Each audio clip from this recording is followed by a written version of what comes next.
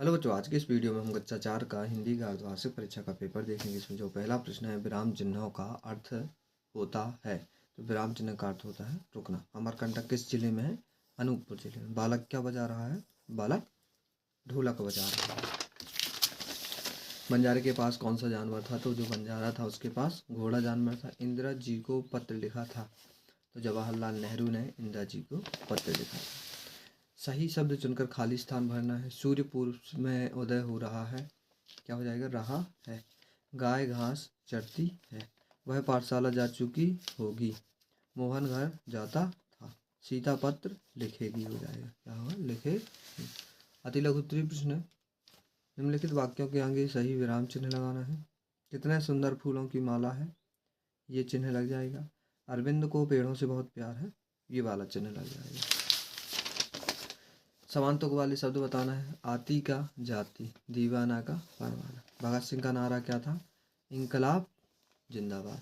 नीचे लिखे वाक्यों के शब्दों को सही क्रम में लिखिए। रोज पास पेड़ के लड़का आता, लड़का रोज पेड़ के पास आता।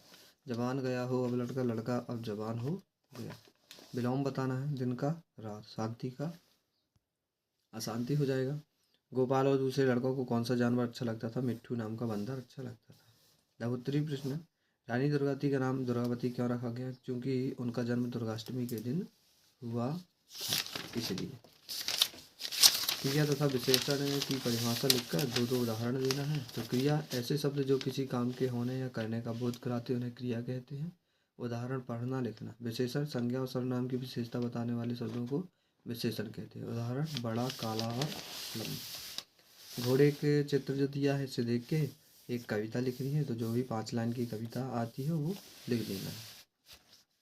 इन पुरुषों महापुरुष के चित्र देख के नाम बताना है। तो ये है महात्मा गांधी, ये है जवाहरलाल नेहरू, ये है भगत सिंह।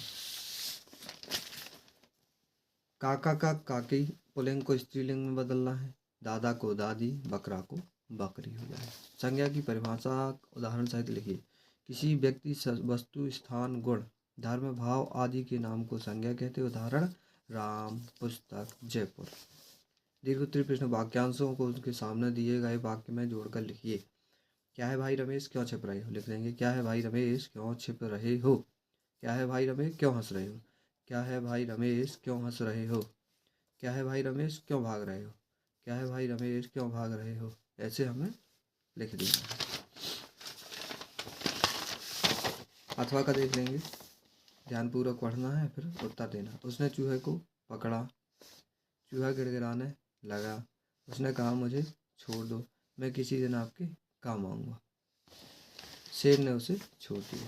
तुम्हारे घर के आसपास कौन कौन से पेड़ हैं, उनके नाम लिखिए और किसी एक पेड़ का चित्र बनाना है। तो हमारे घर के आसपास नीम, आम, कदम, बरगद, इमली आदि के पेड़ हैं।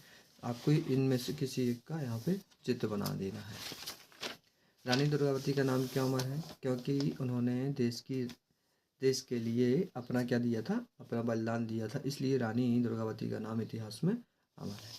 फूटे का घोड़ा जो है उस कहानी को अपने शब्दों में लिखना है। और अथवा में दिवाली पे 10 लाइन लिखनी है, 10 लाइन का निबंध लिखना है। यह हमारा लास्ट प्रश्न। अपने पिताजी को पत्र लिखिए, बताइए कि आपकी जो पढ़ाई कैसे चल रही है। और अथवा में अपने प्राचार्य प्रधानाचार्य जी को 3 दिन के अवकाश हेतु प्रार्थना पत्र लिखना है।